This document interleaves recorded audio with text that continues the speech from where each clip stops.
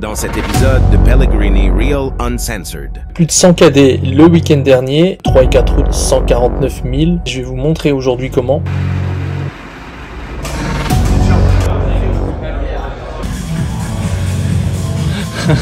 Il faut au moins une fois par semaine se mettre dans le dur. Il y a un truc très important à savoir, c'est que... Bienvenue dans ce format de vidéo un peu spécial. Je suis libre grâce au e-commerce. Et mon objectif est de vous partager tout, sans filtre. Les coulisses de ma vie, les hauts, les bas, et tout ce qui entre. Et toujours vous donner de la valeur gratuite, que les autres vous donneront pas. Donc là on a la chambre.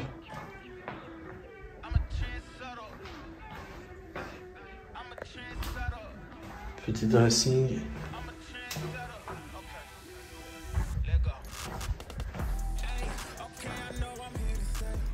Petit bureau.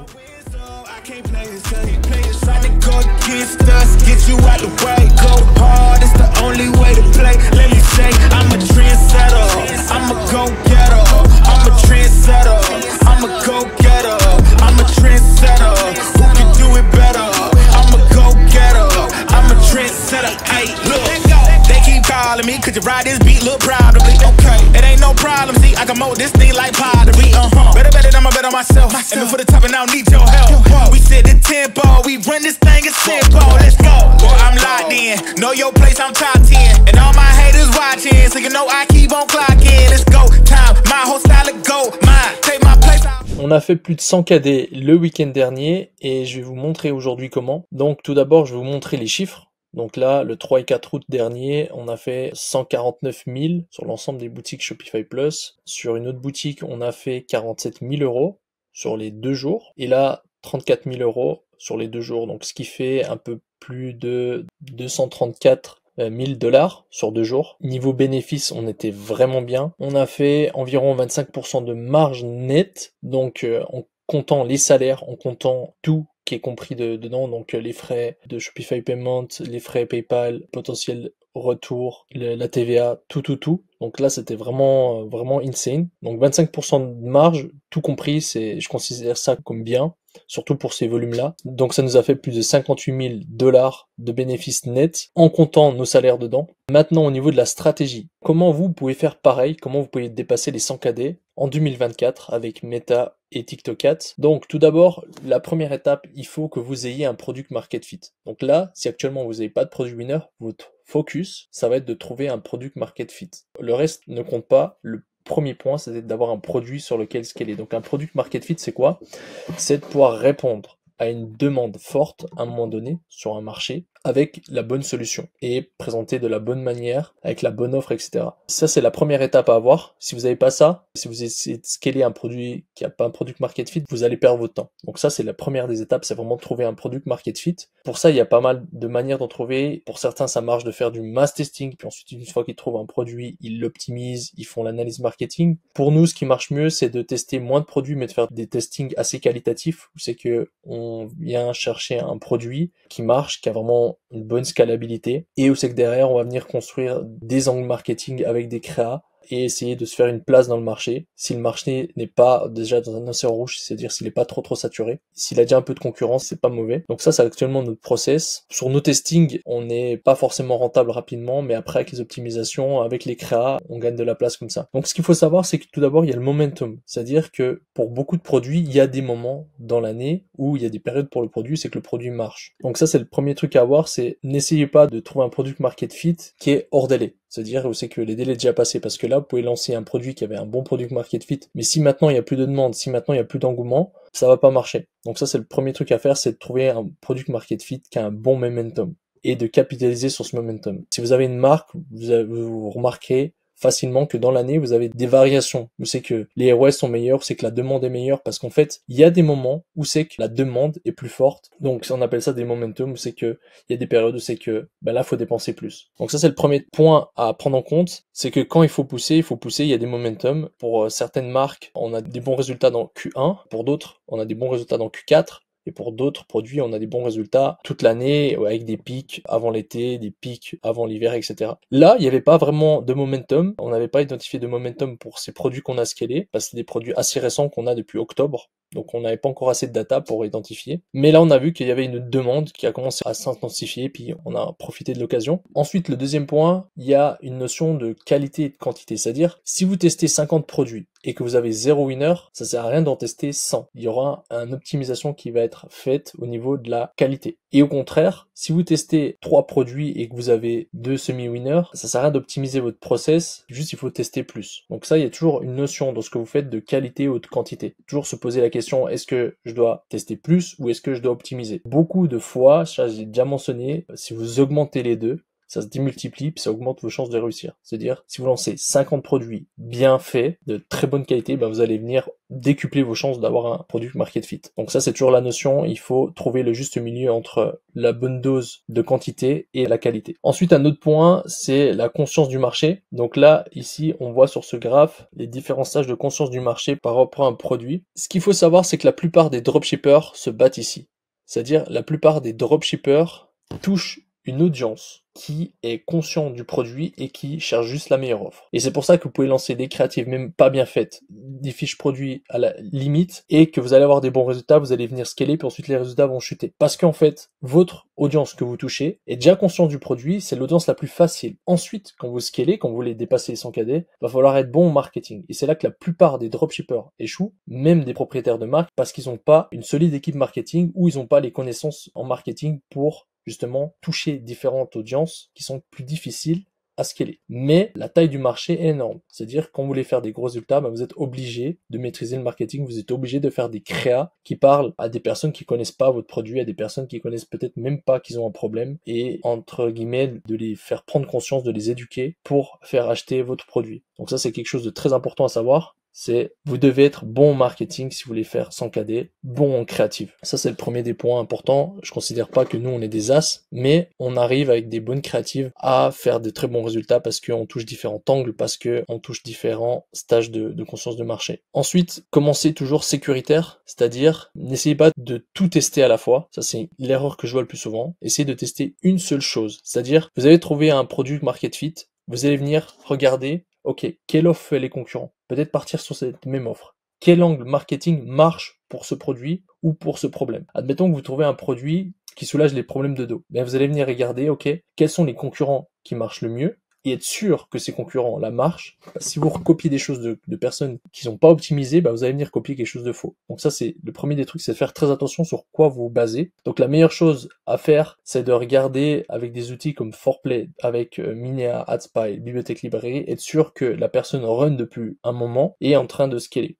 Donc ça, c'est le premier truc à faire. Et ensuite, une fois que vous avez ça, vous savez ce qui est gagnant ou non. Donc s'il a une offre gagnante, partez en premier sur la même offre. S'il a un angle gagnant, partez en premier sur le même angle. Et ensuite, le reste, ça va être du test. Si vous testez votre angle, votre offre, votre proposition de valeur, il suffit qu'une erreur et puis votre produit ne marchera pas. Vous pouvez faire le meilleur marketing que vous voulez. Si votre offre n'est pas bonne, vous n'allez pas vendre. Même avec une super landing page, même avec de super créas, ça va être difficile à scaler. Donc ça, c'est le premier truc à faire, c'est commencer sécuritaire. Réinventez pas la roue. Moi, je copie tout le temps et j'adapte par rapport à ce qui marche. C'est-à-dire, si je vais venir tester un produit, je reprends l'exemple pour le bas du dos, je vais regarder, ok, quelles sont les marques qui cartonnent dans la niche de santé, pour les genoux, pour la nuque, et je vais venir utiliser les mêmes types d'offres qui sont les plus scalées. Ensuite, je vais regarder quelles sont les propositions de valeur. Si la proposition de valeur, c'est n'ayez plus de problème de dos ou vous êtes remboursé, je vais, pour la nuque, par exemple, n'ayez plus de problème de nuque ou vous êtes remboursé, je vais faire pareil pour le dos. Je vais essayer de m'inspirer de tout ce qui est gagnant. Puis ensuite, je vais venir tester sur cette base de gagnants. Donc ça, c'est vraiment la clé. C'est que même les plus grands e-commerçants n'inventent pas. Ils regardent ce qui marche et ils adaptent à leurs produits, à leur marché. Ça, c'est vraiment quelque chose de très très important. Soyez toujours sécuritaire et gardez les concepts qui marchent. En tout cas, c'est quelque chose que je fais qui marche assez rapidement parce qu'en fait, les autres testent pour nous. Ensuite, il va falloir valider l'offre irrésistible. Pour votre marché, il se peut que l'offre que vous spyez, que ce soit une offre américaine, ne marche pas forcément sur le marché français. Donc, idéalement, si vous avez un bon product marketing, si vous avez fait une bonne recherche produit, il va falloir tester plusieurs offres. Si votre produit a une bonne traction, mais que c'est un peu instable, peut-être tester une autre offre. Peut-être tester une offre plus irrésistible. En règle générale, avant de scaler, on teste plusieurs offres pour voir laquelle marche le mieux. Ça se peut qu'on ait plusieurs offres qui marchent en même temps, parce qu'un truc important à savoir, c'est qu'une offre permet de targeter aussi un style d'avatar et une poche d'audience plus ou moins grande sur Facebook. Si vous faites une offre où c'est que vous vendez votre produit à 39, ça peut peut-être marcher bien pendant un certain temps, mais en faisant à 29, vous allez avoir une poche d'audience plus scalable à toucher. Donc en fait,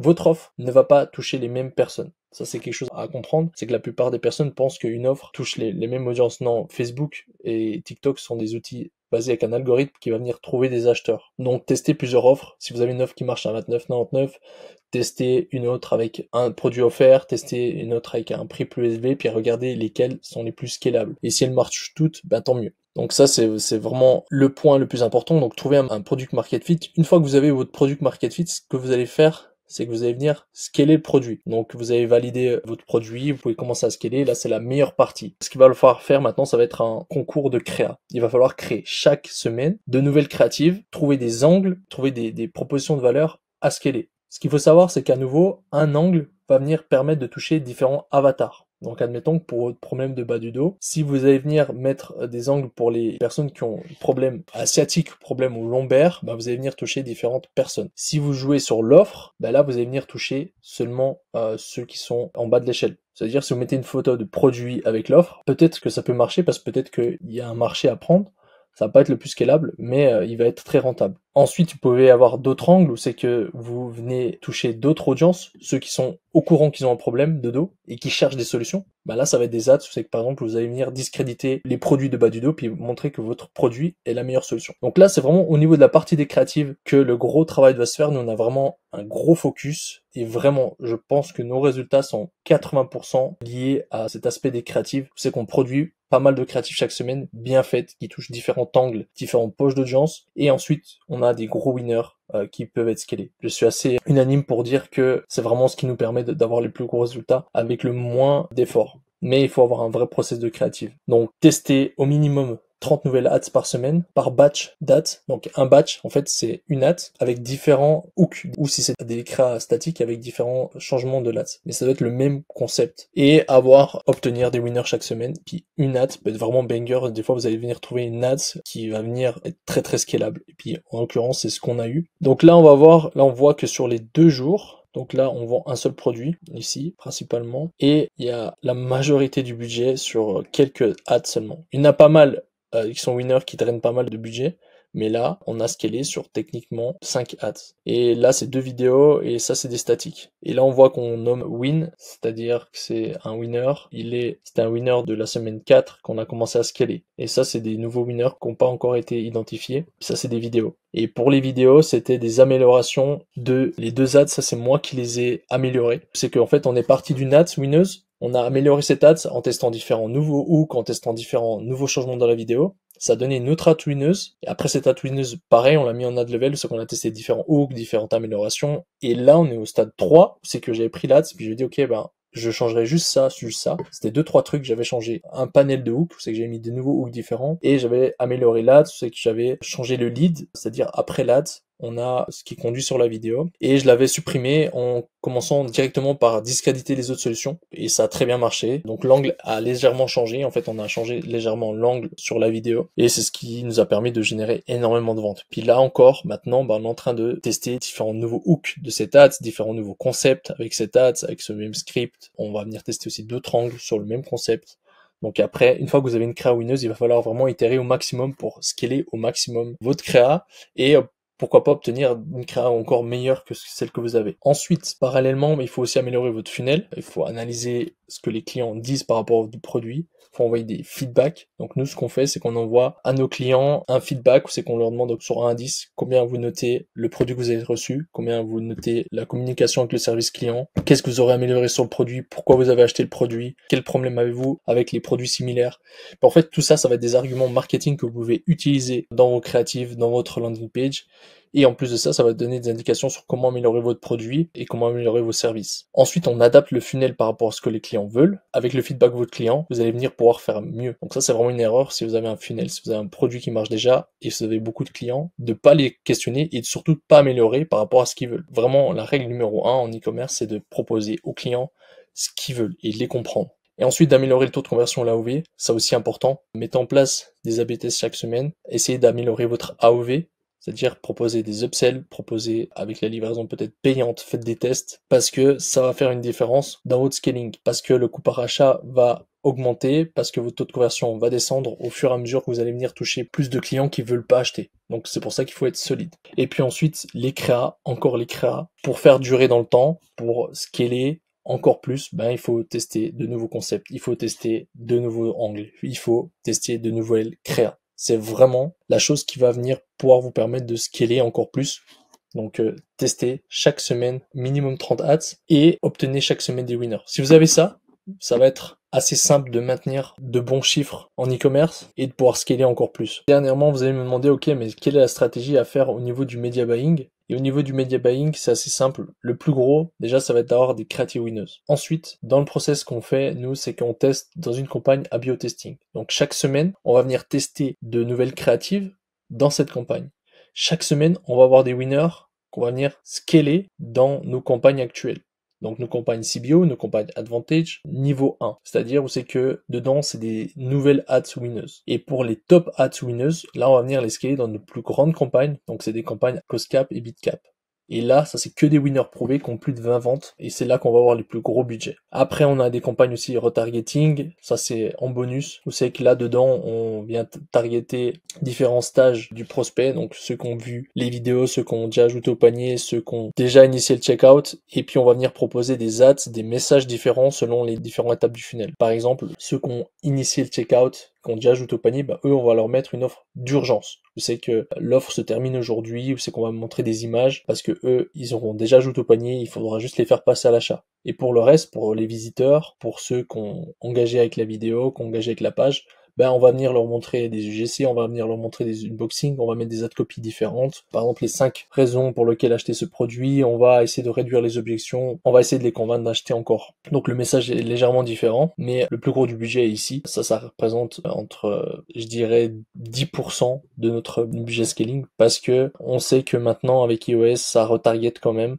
C'est plus autant précis qu'avant. Donc, vraiment, au niveau du media buying, la clé, c'est d'avoir des créa winners. Et ensuite, c'est comment scaler ces créatives. Ça, c'est le plus important. Donc, dispatcher chaque semaine vos ads avec le même post ID dans vos campagnes de scaling. Optimisez vos campagnes de scaling et augmentez le budget. N'ayez pas peur d'augmenter le budget. Ce qu'on fait, c'est qu'on augmente chaque jour de 20%. Et ensuite, dans la journée, toutes les 2 heures de 20% quand les ROAS sont bons. Ce qui peut nous permettre de surf-scaler assez agressivement durant une journée. Et à la fin de la journée, on reset le budget.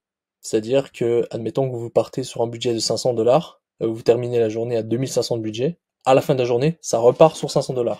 Et comme la journée de hier était bonne, le budget a augmenté de 20%, donc il repart sur une base qui est un peu plus que $500, qui est à, je sais pas, $600. Et puis ensuite, chaque jour, c'est la même chose. Et pareil, si les résultats sont mauvais, on réduit le budget pour éviter de trop perdre sur la journée. Ensuite, d'autres tips à savoir, on utilise aussi des troisième partie pages du whitelisting, c'est-à-dire des pages qui sont pas forcément au nom de notre marque, mais qui sont des pages de personnes ou des pages de docteurs, des pages comparateurs ou des pages d'influenceurs. Ça marche aussi très bien et en retargeting, on en fait beaucoup. Et pour TikTok, c'est à peu près la même stratégie, simplement, il n'y a pas de bid cap, c'est que du cost cap. C'est un peu préparé, sauf que sur TikTok, ça s'épuise plus vite. Donc il faut mettre plus de créatives, faut réduire les budgets plus rapidement parce que on peut passer de 5K de spend sur TikTok profitable alors que le lendemain ça va être difficile. Donc si on garde 5K ou 4K, on va venir perdre pas mal. Donc pas hésiter à bien descendre les budgets quand ça devient mauvais et à augmenter assez agressivement quand ça devient bon. Et si vous avez des questions, si vous voulez en savoir plus, posez-les moi simplement en commentaire et je vous répondrai à tout de la meilleure manière possible. Et si vous voulez avoir accès au Google Docs, même si c'est un petit résumé Google Docs, je vous mettrai le lien en dessous de la vidéo.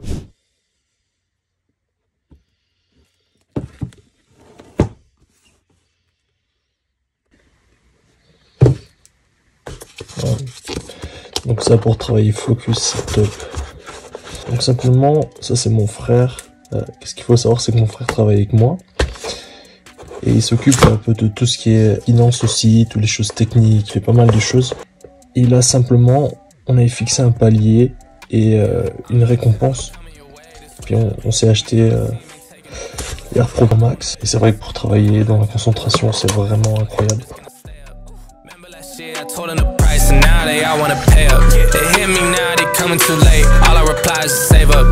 Me and my guys, we did it ourselves, so no one can say that they made us. They gave me the shit, they trying to guard me. I told them you gotta go straight up. We eating for days, I've been in the gym. I swear that I'm getting my weight up, yeah. Oh, I seen it all. C'est dur, ça va. On est dur que d'habitude. risk it all for you first. Meet me in the night, shit get worse. I told them all, come in a minute. I'm writing my name, all in the stone. Genre sur 10. Ça va, 8. Et toi, t'es sûr que c'est 10 toi? 8. Mais c'est sûr. En fait, c'est très dur, c'est que on sprint à fond, après t'as plus de jus, et il faut tenir encore. C'est ça qui te bute, c'est que t'as pas l'habitude. Ouais. Tu grilles tout. T'es pas dans le lactique, t'es dans... En fait, tu vas venir demander à tes cellules de venir faire rentrer plus d'oxygène. Donc il y a une sensation très différente. En gros, c'est comme si tu fais un sprint à 100%, ouais. Et tu continues. Ah putain. Donc c'est là, ça te tabasse. Putain, les jambes lourdes hein. Ouais. Magnifique.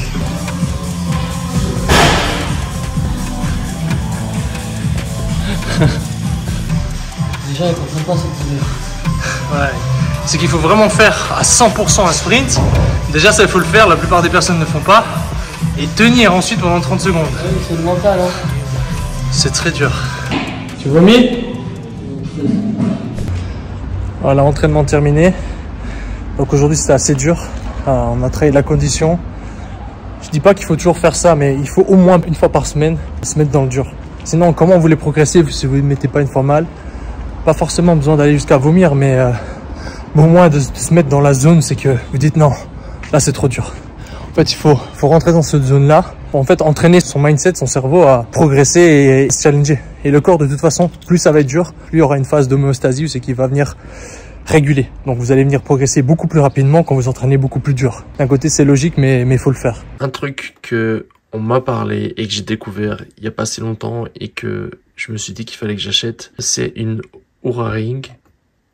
Donc en fait, ça permet de traquer son sommeil, de traquer certains éléments de la santé. Et donc je pense vraiment que l'investissement en vaut la peine. Donc là, on peut choisir entre deux designs. Je trouve plus beau le design lisse.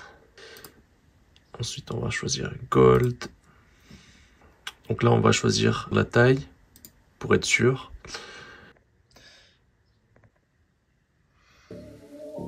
Wow, wow, wow. Hey, what up, say? I mean, it's wow. Wow. Can't make a promise, but I do my best. 25 sitting on 25 racks. Just got started, and we ain't done yet. But a new crib, that's a goddamn flex. Goddamn flex. Sign that check. Told them last year that I've been up next. Can't take calls, but I send that text. From way downtown, but the shit's still wet. Yeah, that's a guarantee. King of the city, man, they knowing that it's me. Hey, damn, you're still doing it with ease. Cause it ain't that hard when I'm talking about me. Me and my funds. Told them I get what I want. I need my money up front. I do not do this for fun. So I've been here my whole life. I ain't seen them here once. Told them I ain't playing, they don't wanna get hurt, dog. It's about time I just show them how it works. I seen them in the shit, but now they out worse off. I ain't in a race if I ain't coming first, dog. Two step back if they ain't in the game now. It was moving slow, so I had to find a pace now. All they trying to talk, not the time or the place now. Coming for the pot and I got a pocket ace now. Oui et non, je suis pas forcément d'accord.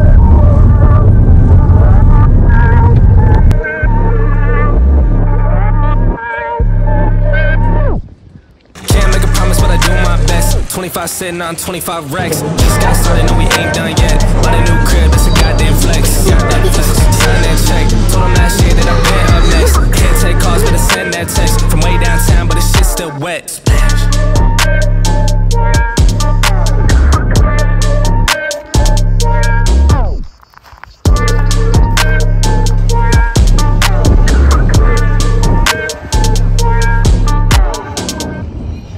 Can't make a promise, but I do my best. 25 sitting on 25 racks. Just got started, no, we ain't done yet. But a new crib, that's a goddamn flex. Goddamn flex. Sign that check. Told them last year that I've been up next. Can't take calls, but I send that text. Une question qu'on me pose beaucoup, c'est quelles sont mes routines? Donc tout d'abord, ce qu'il faut savoir, c'est que il y a des routines qui aident à se sentir bien, des fois qui sont un peu plus sexy, et t'en as d'autres qui te permettent vraiment d'obtenir des résultats. Donc tout d'abord, quelles sont les routines qui me permettent de vraiment obtenir des résultats? Donc la première chose à faire, ça va être d'identifier quelles sont les étapes, les actions à mettre en place pour obtenir votre objectif et de simplement consacrer le début de votre journée à les faire. Et je conseille de faire des séances de deep work où c'est que vous allez être concentré sans interruption, sans notification sur une seule tâche pour la faire ultra efficacement et de la meilleure des manières. Et ça va venir vraiment être game changer. Je vous garantis ici, chaque jour, vous commencez par les tâches qui vont venir vraiment vous emmener vers votre objectif, que vous les faites ultra concentrés, ça va vous faire atteindre vos résultats beaucoup plus rapidement.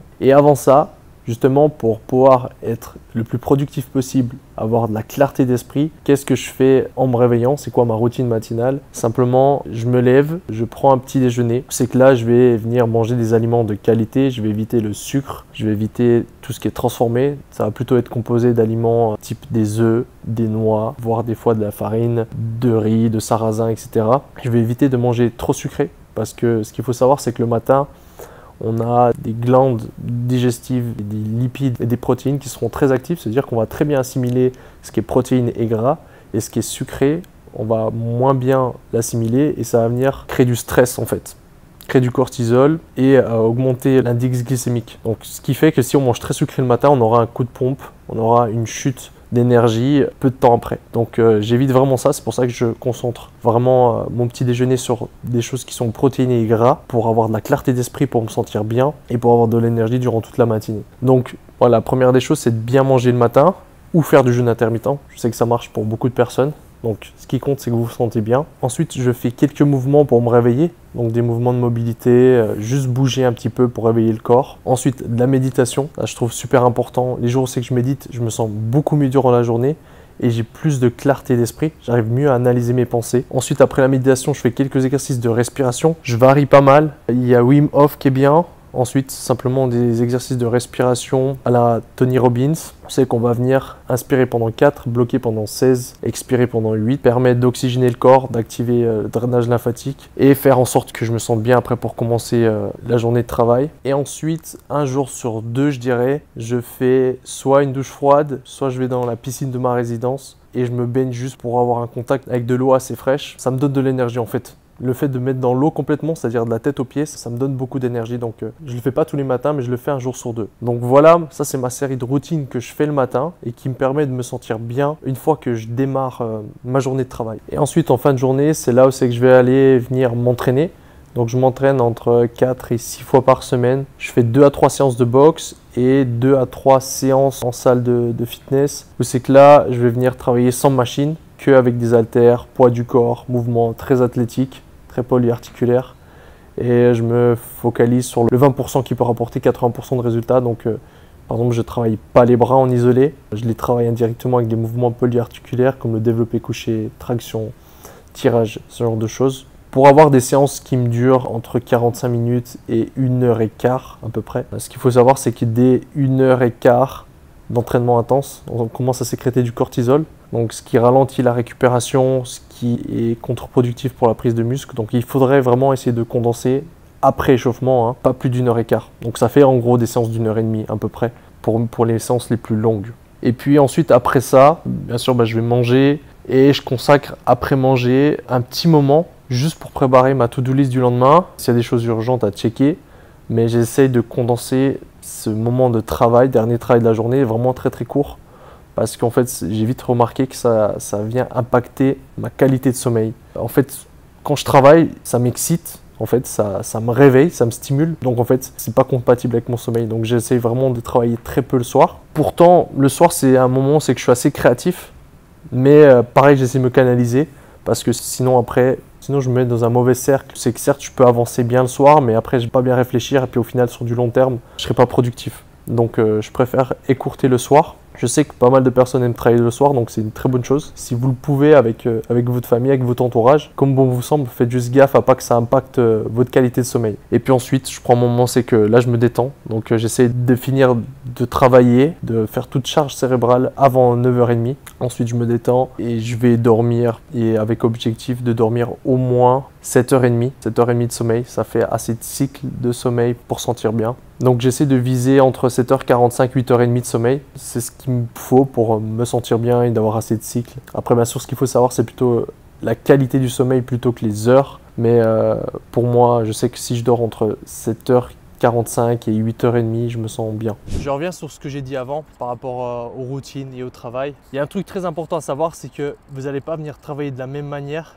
que si vous êtes au début de votre business, que si vous êtes à un stade déjà avancé de votre business. Si vous êtes à un stade avancé de votre business, il va falloir beaucoup plus favorisé d'avoir une clarté d'esprit, de faire des choix justes, de prendre des bonnes décisions, de pouvoir déléguer correctement, d'avoir de la hauteur sur son business. Mais si vous êtes au début de votre business, ce qui va être très important, c'est de se focaliser sur une chose et de travailler comme un chien. De travailler 10, 15 heures par jour jusqu'à que ça pète. Donc ça, c'est ce que j'ai fait. Maintenant, je prends un peu plus de recul et je fais un peu plus attention à avoir une clarté d'esprit. Parce que maintenant, c'est ce qu'il faut, c'est je dois avoir de la clarté d'esprit pour ne pas faire aller mes équipes dans le mauvais sens, pour pouvoir faire en sorte que tout le business fonctionne correctement. Donc je dois vraiment faire attention à avoir cette clarté d'esprit. Mais si tu débutes, si tu es débutant, le meilleur des conseils que je peux te donner, c'est travaille sur un truc comme un chien, apprends tout, fais des erreurs, perds du temps dans certaines choses, car tu vas beaucoup apprendre. Et le but, c'est que tu apprennes beaucoup. Donc il faut foncer, il faut travailler sans compter, et c'est ça qui va faire ton succès futur et qui va te faire avoir une grosse expérience dans le business. Dans le prochain épisode de Pellegrini Real Uncensored. On va faire le premier jour du mastermind. On se dirige vers l'Anantara. On a intervention de speakers de très très haut standing